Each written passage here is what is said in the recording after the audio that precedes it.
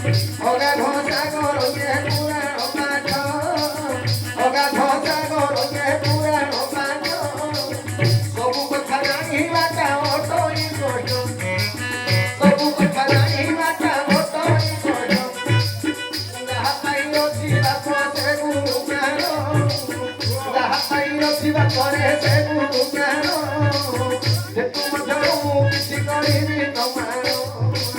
ସେଥି ମଧ୍ୟରୁ ମୁଁ କିଛି କରିବି ତମାର ତୁ ହେବୁ କି ନା ହେବୁ ମୋତେ କହିବୁ ଭାଇ ମୁଁ ନାଚୁଥିବି ଫେରି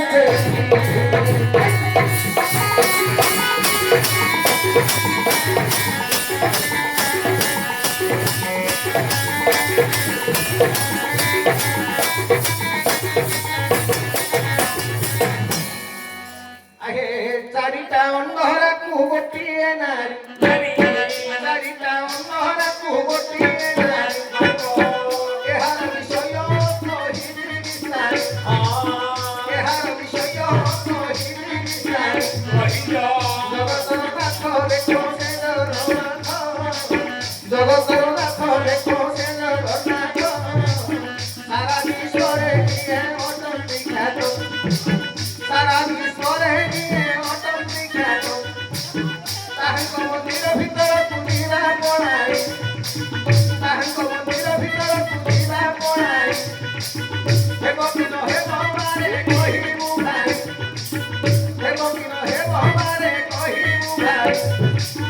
ଜଗନ୍ନାଥ ବଳଭଦ୍ର ପ୍ରଭୁ ସୁଦର୍ଶନ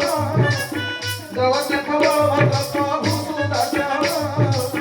ତାଙ୍କ ସହିତ ଅଛନ୍ତି ଗରୁଡ଼ ରାଜର ତାଙ୍କ ସହିତ ଅଛନ୍ତି ଗରୁଡ଼ ରାଜର ଚାରିଜଣ ପୁରୁଷ ଦେଖ ଦେବୀ ମୁଣ୍ଡଇ ଗୋଟିଏ ସୁଭଦ୍ରା ଦେବୀ ଅଟଇ କେବେ ହେଲା କି ନ ହେଲା ତୁହି କହରେ ଭାଇ କେବେ ହେଲା କି ନ ହେଲା ତୁହି ତୁ କହିଥିଲୁ ଚାରିଟା ଅଣ୍ଡରା ଗୋଟିଏ ନାରୀ ତା କଥା ଶୁଣି ତୁ ଆସିଲୁ ବାହାରି ଚାରିଟା ଅଣ୍ଡରାର ପ୍ରମାଣ ଦେଲି ଜଗନ୍ନାଥ ପୁରୀ ମନ୍ଦିରକୁ ଯିବୁ ଜଗନ୍ନାଥ ଅଛନ୍ତି ବଳଭଦ୍ର ଅଛନ୍ତି ସୁଦର୍ଶନ ଠାକୁର ଅଛନ୍ତି ପୁଣି ଗରୁଡ଼ ସ୍ତମ୍ଭରେ ଗରୁଡ଼ ବସିଛନ୍ତି ଚାରିଜଣ ଅଣ୍ଡରା ଗୋଟିଏ ନାରୀ ହଉଛନ୍ତି ସୁଭଦ୍ରା ଦେବୀ ଚାରିଟା ଅଣ୍ଡରା ଗୋଟିଏ ନାରୀ ତା କଥା ଶୁଣି ତୁ ଆସିଲୁ ବାହାରି କାଳେ ପଇସା 50